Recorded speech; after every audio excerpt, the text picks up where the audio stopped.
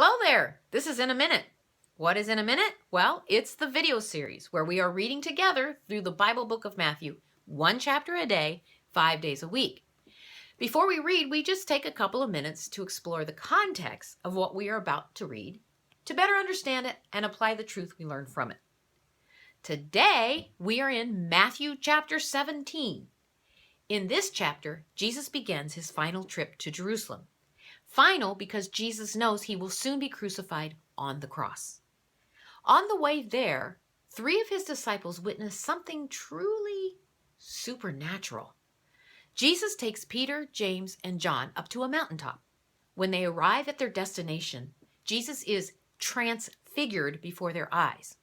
Now, what they saw was Christ taking on a glorified and heavenly form. There was a lot of very bright light. Then Moses and Elijah supernaturally appear, and the 3 are having a conversation. To top it all off, a bright cloud appears, and the voice of God is heard coming from it. All this takes place to confirm that Jesus is who he says he is, the Messiah, the Son of God.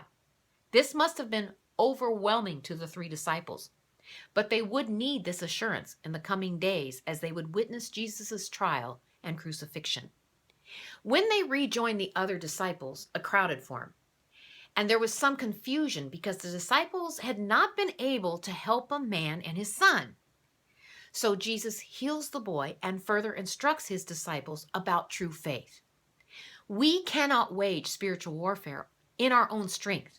We can only overcome seemingly impossible obstacles by putting our faith in him and allowing his Spirit to work in us and through us. Chapter 17 ends with the small matter of the temple tax. This was a tax collected annually from every Jewish male over the age of 20. It was used to maintain the temple. Through this encounter with Peter, Jesus shows us that Christ not only anticipates our needs, but he has a plan and a solution ready too. But don't take my word for it. Read it for yourself.